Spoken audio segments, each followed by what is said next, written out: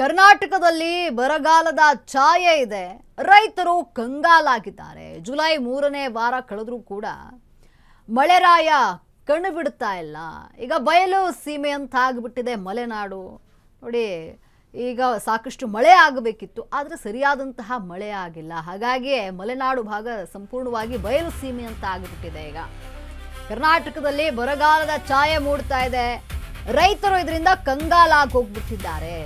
July 3ನೇ ವಾರ ಕಳೆದರೂ ಕೂಡ ಕಣ್ಣು ಬಿಡದಂತಹ ಮಳೆರಾಯ, ಸರಿಯಾಗಿ ಮಳೆ ಆಗ್ತಾ ಇಲ್ಲ. ಬಯಲು ಸೀಮೆ ಅಂತ ಆಗ್ಬಿಟ್ಟಿದೆ ಈಗ ಮಲೆನಾಡಿನ ಪ್ರದೇಶಗಳು. ಮಲೆನಾಡಿನ ಪ್ರದೇಶ ಯಾವಾಗಲೂ ಹಚ್ಚ ಹಸಿರಿನಿಂದ ಇರ್ತಾ ಇತ್ತು. ಮಳೆ ಬಾರದೆ ಶಿವಮೊಗ್ಗ ರೈತರಲ್ಲಿ ಈಗ ಆತಂಕ ಹೆಚ್ಚಾಗಿದೆ. ಮಳೆ ಇಲ್ಲದೆ ಈ ವರ್ಷ ಅಂತರ್ಜಲದಲ್ಲಿ ಭಾರೀ ಕುಸಿತ ಕಂಡಿರುವಂಥದ್ದು. ಬಿತ್ತನೆ ಮಾಡಿದಂತಹ ಅರ್ಧದಷ್ಟು ಬೆಳೆ ಮಾತ್ರ ಮೊಳಕೆ ಹೊಡೆದಿದೆ. ಇನ್ನುಳಿದದ್ದು ಒಣಗಿ ಹೋಗ್ಬಿಟ್ಟಿರುವಂಥದ್ದು. ಬಿತ್ತನೆಗೆ ಮಳೆ ಇರಲಿಲ್ಲ. ಈಗ ರಸಗೊಬ್ಬರದ ಚಿಂತೆ ಉಂಟಾಗಿದೆ. ರಸಗೊಬ್ಬರ ಸಿಗದೆ ಪರದಾಡುವಂತಾಗ್ಬಿಟ್ಟಿದೆ. ಈಗ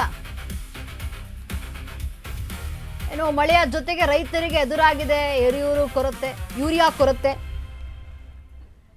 ಆದ್ದರಿಂದ ಬರಪೀಡಿತ ರಾಜ್ಯವೆಂದು ಘೋಷಿಸಲು ರೈತರು ಪಟ್ಟು ಹಿಡಿದಿದ್ದಾರೆ. ನೋಡಿ, ಶಿವಮೊಗ್ಗದಲ್ಲಿ ಸರಿಯಾದಂತಹ ಮಳೆ ಆಗ್ತಾ ಇಲ್ಲ. ಕರ್ನಾಟಕದಲ್ಲಿ ಬರಗಾಲದ ಛಾಯೆ ಮೂಡಿದ್ದು ರೈತರು ಆತಂಕಗೊಂಡಿದ್ದಾರೆ. ಜುಲೈ 3ನೇ ವಾರ ಕಳೆದರೂ ಕೂಡ ಸರಿಯಾದಂತಹ ಮಳೆ ಆಗ್ತಾ ಇಲ್ಲ. ಬಯಲು ಸೀಮೆ ಅಂತ ಆಗ್ಬಿಟ್ಟಿದೆ ಮಲೆನಾಡು ಪ್ರದೇಶಗಳೀಗ. ಹಚ್ಚ ಹಸಿರಿನಿಂದ ಕೂಡಿರ್ತಾ ಇತ್ತು ಮಲೆನಾಡಿನ ಪ್ರದೇಶ. ಸರಿಯಾದಂತಹ ಮಳೆ ಇಲ್ಲದೆ ಶಿವಮೊಗ್ಗ ರೈತರಲ್ಲಿ ಈಗ ಆತಂಕ ಹೆಚ್ಚಾಗಿದೆ. ಬೆಳೆದಂತಹ ಬೆಳೆ ಕೈಗೆ ಸಿಗುತ್ತಾ ಇಲ್ವಾ, ಒಣಗಿ ಹೋಗ್ಬಿಡುತ್ತಾ ಅನ್ನುವಂತಹ ಆತಂಕ ಈಗ ರೈತರಿಗೆ. ಮಳೆ ಇಲ್ಲದೆ ಈ ವರ್ಷ ಅಂತರ್ಜಲದಲ್ಲಿ ಭಾರೀ ಕುಸಿತ ಕಂಡು ಬಂದಿದೆ. ಬಿತ್ತನೆ ಮಾಡಿದಂತಹ ಅರ್ಧದಷ್ಟು ಬೆಳೆ ಮಾತ್ರ ಮೊಳಕೆ ಹೊಡೆದಿದೆ. ಬಿತ್ತನೆಗೆ ಮಳೆ ಇರಲಿಲ್ಲ. ಈಗ ರಸಗೊಬ್ಬರದ ಚಿಂತೆ ಉಂಟಾಗಿದೆ ರೈತರಿಗೆ. ಸರಿಯಾದಂತಹ ಮಳೆ ಇರಲಿಲ್ಲ. ಈಗ ಬಿತ್ತನೆ ಕಾರ್ಯ ನಡೆದಿದೆ, ಆದರೆ ಒಂದು ರಸಗೊಬ್ಬರದ ಕೊರತೆ ಉಂಟಾಗಿರುವಂಥದ್ದು. ಯೂರಿಯಾ ಸಿಗುತ್ತಾ ಇಲ್ಲವಾ ಅನ್ನುವಂತಹ ಕೊರತೆಯಲ್ಲಿ ಈಗ ರೈತರು ಆತಂಕ ಹೆಚ್ಚಾಗಿರುವಂಥದ್ದು. ಮಲೆನಾಡಿನಲ್ಲಿ ಯಾವಾಗಲೂ ಹಚ್ಚ ಹಸಿರಿನಿಂದ ಕೂಡಿರ್ತಾ ಇತ್ತು. ಆದರೆ ಈ ಬಾರಿ ನೋಡಿ, ಜುಲೈ 3ನೇ ವಾರ ಕಳೆದರೂ ಕೂಡ ಸರಿಯಾದಂತಹ ಪ್ರಮಾಣದಲ್ಲಿ ಮಳೆ ಆಗಿಲ್ಲ. ಬರಡು ಭೂಮಿ ಅಂತ ಆಗ್ಬಿಟ್ಟಿರುವಂಥದ್ದು, ಬಯಲು ಸೀಮೆ ಅಂತ ಕಾಣಿಸ್ತಾ ಇರುವಂಥದ್ದು ಈಗ ಮಲೆನಾಡಿನ ಪ್ರದೇಶಗಳು. ಶಿವಮೊಗ್ಗದಲ್ಲೆಲ್ಲ ಹಚ್ಚ ಹಸಿರಿನಿಂದ ಕೂಡಿರ್ತಿತ್ತು. ರೈತರಿಗೆ ಈಗ ಆತಂಕ ಎದುರಾಗಿದೆ.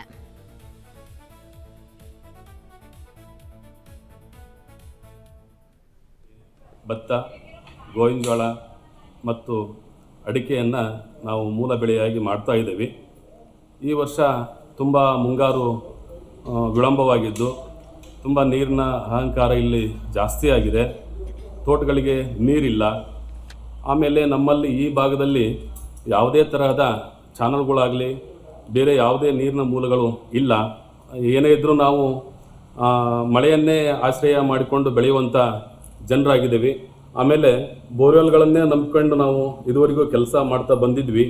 ಇದರ ಹಿಂದೆ ಹೋದ ವರ್ಷ ತುಂಬ ಮಳೆ ಚೆನ್ನಾಗಿ ಆಗಿನೂ ಸಹ ನವಂಬರ್ ಡಿಸೆಂಬರಿಗೆ ನೀರು ಕಮ್ಮಿ ಆಗಿದ್ವು.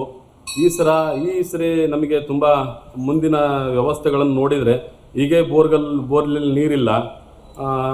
ನಮಗೆ ಕೂಡಲೇ ಸರ್ಕಾರ ಇದನ್ನೆಲ್ಲ ಮನಗಂಡು ಬರಗಾಲ ಅಂತಂದು ಹೇಳಿ ಘೋಷಣೆ ಮಾಡಬೇಕು ಅಂತಂದು ಹೇಳಿ ನಾವು ತಮ್ಮಲ್ಲಿ ಕಳಕಳಿಯಿಂದ ಪ್ರಾರ್ಥಿಸ್ತೀವಿ. ಅರೆ ಬಂದವರು. ಆದರೆ ಈ ವರ್ಷ ಏನಾಗಿದೆ ಅಂತಂದರೆ, ಜೋಳ ಅರ್ಧ ಹುಟ್ಟತ್ತೆ, ಅರ್ಧ ಹುಟ್ಟಿಲ್ಲ ಮಳೆ ಇಲ್ಲದ ಕಾರಣ. ಆಮೇಲೆ ಈಗ ಜೋಳ ಹಾಕ್ಬೇಕಂತಂದ್ರೆ ಗೊಬ್ಬರ ಸಿಗಲ್ಲ, ಗೊಬ್ಬರ ಬೀಜ ಸಿಗಲ್ಲ. ಒಂದು ಹುಟ್ಟಿರೋ ಜೋಳಕ್ಕೆ ಎಲ್ಲೋ ಒಂದು 15 ದಿವಸಕ್ಕೊಮ್ಮೆ ಏನೋ ಸ್ವಲ್ಪ ಮಳೆ ಆದರೆ ಅದಕ್ಕೆ ಹಾಕ್ಬೇಕಾದ್ರೆ ಯೂರಿಯಾ ಗೊಬ್ಬರ ಸಿಗ್ತಲ್ಲ, 2. ಆಮೇಲೆ ಬೋರ್ವೆಲ್ ಇವಾಗಲೇ ಬೇಸಿಗೆ ಕಳೆದ ವರ್ಷ ಅಕ್ಟೋಬರಿಂದನೇ ಮಳೆ ಹೋಗಿರೋದ್ರಿಂದ ಬೇಸಿಗೆ ಈ ಬೋರ್ವೆಲ್ಗಳೆಲ್ಲ ಅಂತರ್ಜಲ ಬತ್ತಿ ಬೋರ್ವೆಲ್ಲಲ್ಲಿ ನೀರು ಬರ್ತಾ ಇಲ್ಲ. ಹಾಗಾಗಿ ಮುಂದಿನ ದಿನಗಳಲ್ಲಿ ಇವಾಗಲೇ ಮಳೆಗಾಲದಲ್ಲೇ ಈಗ ಜುಲೈ ಈಗ ಎಲ್ಲ ಕೆರೆ ಕಟ್ಟೆಗಳೆಲ್ಲ ತುಂಬಿ ಕೋಡಿ ಹೋಗಬೇಕಾಗಿದೆ. ಅಂಥ ಸಂದರ್ಭದಲ್ಲಿ ಪ್ರತಿ ವರ್ಷದ ಪ್ರಕಾರ ಈ ವರ್ಷ ಯಾವುದೇ ಕೆರೆಗಳಲ್ಲಿ ಒಂದು ಗುಬ್ಬಿ ಕುಡಿಯುವಷ್ಟು ನೀರು ಕೂಡ ಇಲ್ಲ. ಹಾಗಾಗಿ ಮುಂದಿನ ದಿನಗಳಲ್ಲಿ ಜಾನುವಾರು ಸಾಕೋದಲ್ಲ, ಮನುಷ್ಯರು ನೀರು ಕುಡಿಯೋದು ಕೂಡ ಭಾಳ ಸಮಸ್ಯೆ ಇರೋದ್ರಿಂದ ಭಾಳ ಕಷ್ಟ ಆಗ್ತಂತ ಹೇಳಿ ನಾವು ಸರ್ಕಾರಕ್ಕೆ ಕೂಡಲೇ ಮುಂದಿನ ಆಗುಗಳ ಬಗ್ಗೆ, ಮುಂದಿನ ಪ್ರತಿಯೊಂದು ಬೆಳೆ ಅಷ್ಟೇ ಅಲ್ಲ, ಕುಡಿಯೋ ನೀರು ಕೂಡ ಸಮಸ್ಯೆ ಆಗ್ತೈತಿ.